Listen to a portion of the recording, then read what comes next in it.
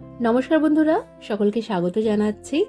আজকে আমি আপনাদের সাথে স্বাস্থ্যকর, নিরামিষ ও সুস্বাদু একটি টিফিন বা লাঞ্চের রেসিপি শেয়ার করছি।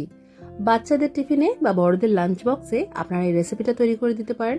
বানানোটা খুব সহজ, খুব কম সময় এই রেসিপিটা তৈরি হয়ে যায়। ভিডিও ভালো লাগলে ভিডিওটাকে লাইক আর শেয়ার করতে ভুলবেন না। চলুন তাহলে ঝটপট রেসিপিটা দেখে নেওয়া যাক। এই রেসিপিটা তৈরি করার জন্য আমি এখানে এই বাটি মাপ করে নিয়ে নিয়েছি আতপ চাল। আমি আতপ চাল দিয়ে রেসিপিটা তৈরি করছি, আপনারা কিন্তু পছন্দসই চাল দিয়ে রেসিপিটা তৈরি করতে পারেন। তো আতপ চালটা একবার ভালো করে জল দিয়ে ধুয়ে নিয়ে জলটা ফেলে দিয়ে এই বাটির মধ্যে আমি রেখে দিলাম। আরেকটা বাটিতে আমি 1 মুঠোর মতো সয়াবিন রুম টেম্পারেচারে রাখা জল দিয়ে মোটামুটি 6-7 মিনিটের জন্য ভিজিয়ে রেখেছিলাম। এখন এই জলের থেকে ভালো করে চিপে চিপে আমি এটাকে অন্য পাত্রে তুলে রাখছি। আপনারা উষ্ণ জলে চাইলে উষ্ণ জলেও এটাকে ভিজিয়ে রেখে তারপর ভালো করে চিপে তুলে নিতে পারেন, তবে ফোটাতে যাবেন না এটা। আরেকটা কড়াইতে আমি 2 টেবিল চামচের মতো ঘি দিয়ে ভালো করে গরম করে নিলাম। তারপর এর মধ্যে দিয়ে দিলাম একটা বড় তেজপাতা, এইভাবে ছিঁড়ে দিয়ে দিয়েছি। তার সাথে দিয়েছি গোটা গরম মশলা ফোড়ন, 2টো বড় কাঁচা লঙ্কা, আর দিয়েছি 1 চা চামচ গ্রেট করে রাখা আদা। গোটা গরম মশলাতে আছে দারচিনি, লবঙ্গ আর এলাচ। আপনারা যেরকম পরিমাণে চাল দিয়ে এই রেসিপিটা তৈরি করবেন সেই পরিমাণেই এখানে গোটা গরম মশলা ফোড়নে ব্যবহার করতে হবে। এবার ফোড়নটা একটু ভেজে নিয়ে এর মধ্যে দিয়ে দিলাম আমি আলুটাকে এখানে এরকম একটু চৌকো চৌকো মাঝারি আকারে কেটে নিয়েছি। তার সাথে একটা বড় গাজর, সেটাকেও আমি একটু ছোট টুকরো করে কেটে নিয়েছিলাম, সেটা দিয়ে দিয়েছি। আর দিয়েছি 1 মুঠোর মতো মটরশুঁটি। আপনারা এই রেসিপিতে চাইলে বিনস আর ফুলকপিটাও ছোট টুকরোতে কেটে নিয়ে দিতে পারেন। এবার এই সবজিগুলোকে একটু নাড়াচাড়া করে নিয়ে ঢাকা দিয়ে 3 মিনিটের মতো মাঝারি আঁচ রেখে ভেজে নিতে হবে। এতে করে সবজিগুলোতে একটা ক্রাঞ্চি ভাব আসবে। সবজিগুলো কিছুটা ভেজে নিয়েছি। এবার এর মধ্যে আমরা দিয়ে দেব সয়াবিন, যেটা আমরা জলে ভিজিয়ে রেখেছিলাম আর তারপর জলের থেকে চিপে তুলে নিয়েছি। আপনারা কিন্তু এই রান্নায় একটু মাশরুমও দিতে পারেন, এতে করে এটা আরো টেস্টি হবে আর হেলদিও হবে। সয়াবিনটা দিয়ে আরেকটু নাড়াচাড়া করে নিলাম। এবার এর মধ্যে আমরা এই সবজির মাপ করে দিয়ে দেব নুন। এখানে 1 চা চামচের মতো নুন দিলাম। আর আমি এই পোলাওটা একটু কালারফুল করব, তো এর মধ্যে 1 চা চামচের মতো হলুদের গুঁড়ো দিলাম। আপনারা যারা একটু সাদা সাদা পোলাও খেতে ভালোবাসেন এর মধ্যে হলুদের ব্যবহার করবেন না। এবার এই নুন হলুদ ভালো করে মিশিয়ে নিয়ে আরও 2 মিনিট সবজি আমরা এইভাবেই ভেজে নেব।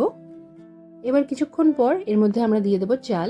এখানে চালটা কিন্তু আমি জলে ভিজিয়ে রাখিনি, ভালো করে জল দিয়ে ধুয়ে নিয়ে জলটা ঝরিয়ে একটা বাটিতে রেখেছিলাম, সেই চালটাই দিয়ে দিলাম। চালটা দেওয়ার পর উপর থেকে 1/2 চা চামচের মতো দিয়ে দিলাম একটু ঘি, কারণ এখন আমরা চালটা একটু ভেজে নেব, তো যাতে ভাজাটা ভালোভাবে হয় তাই জন্য অল্প একটু ঘি দিয়েছি। আপনারা কিন্তু এই পুরো রান্নাটা সাদা তেল দিয়েও করতে পারেন, তবে ঘি দিয়ে করলে একটু গন্ধটা একটু স্বাদটা ভালো লাগে, তাই আমি ঘি দিয়ে করছি। আর বাচ্চাদের জন্য তো ঘি খাওয়া খুবই ভালো। তো এইভাবে আরও 2 মিনিটের মতো চালটাকে ভালো করে ভেজে নিয়েছি। এবার চালের আন্দাজে অল্প একটু নুন দিয়ে দিয়েছি আর দিয়ে দিয়েছি গরম মশলার গুঁড়ো 1/4 চা চামচের মতো। যেহেতু এটা বাচ্চাদের জন্য আমি তৈরি করছি তাই এর মধ্যে আমি 3 চা চামচের মতো চিনি দিলাম। একটু মিষ্টি মিষ্টি পোলাওটা বাচ্চারা ভালোবাসে দেখে, তবে আপনারা যারা মিষ্টি বেশি পছন্দ করেন না এখানে অল্প চিনি দেবেন বা চিনিটা বাদ দিয়েও এই রেসিপিটা তৈরি করতে পারেন। এবার এই সব কিছু ভালো করে মিশিয়ে নিয়ে আরও 1 মিনিটের মতো চালটাকে ভালো করে ভেজে নেব। যখন দেখবেন যে চালটা সুন্দরভাবে স্বচ্ছ হয়ে গেছে মানে একটু ট্রান্সপারেন্ট লাগছে দেখতে, তখন এর মধ্যে আমরা মাপ মতো জল দেব। আর এই রেসিপিতে যতটা আমরা চাল নেব তার ঠিক 2.5 গুণ আমরা দিয়ে দেব জল, কারণ সবজিও আছে। কেউ যদি 1 বাটি চাল দিয়ে এই রান্নাটা করে তাহলে তাকে দিতে হবে 2 বাটি জল, আর যেহেতু সবজি আছে তাই 1/2 বাটি জল আরও অ্যাড করতে হবে। আমি এখানে দিয়েছি টোটাল 2.5 বাটির মতো জল। জলটা দিয়ে ভালো করে মিক্স করে নিতে হবে। তারপর প্রথম 5 মিনিট হাই ফ্লেম করে দিয়ে এটা ঢাকা দিয়ে আমরা ভালো করে ফুটতে দেব। 5 মিনিট পর আঁচটাকে একদম কমিয়ে দিয়ে 10 মিনিটের জন্য ঢাকা দিয়ে রান্না করতে হবে।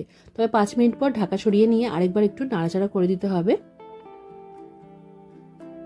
তো এখন আমি আঁচটা বাড়িয়ে দিয়ে এটা ঢাকা দিয়ে 5 মিনিটের জন্য রান্না করে নিচ্ছি। এখন 5 মিনিট পর আমি ঢাকাটা সরিয়ে রাখলাম। আরেকবার এটাকে নাড়াচাড়া করে দেব, তবে আলতোভাবে নাড়াচাড়া করতে হবে যাতে চালের দানাগুলো ভেঙে না যায়। এবার এটা নাড়াচাড়া করে দিয়ে আঁচটাকে একদম কমিয়ে দিচ্ছি আর আবারও এটা 10 মিনিটের জন্য ঢাকা দিয়ে আমি রান্না করে নেব। এবার 10 মিনিট পর আমি ঢাকাটা সরিয়ে নিচ্ছি। দেখুন আমাদের সবজি আর চাল সুন্দরভাবে ফুলে উঠেছে আর একদম ঝরঝরে হয়েছে। এটা আরেকটু হাওয়া পেলে আরও ঝরঝরে লাগবে দেখতে। তাহলে দেখলেন কত সহজে এরকম সুস্বাদু রেসিপি আপনারা তৈরি করে নিতে পারেন। অবশ্যই করে রেসিপিটা ট্রাই করবেন। কমেন্ট করে জানাতে ভুলবেন না যে কেমন লাগলো। আজকের মতো এখানেই শেষ করলাম। সবাই খুব ভালো থাকবেন আর সবাইকে খুব ভালো রাখবেন। ধন্যবাদ।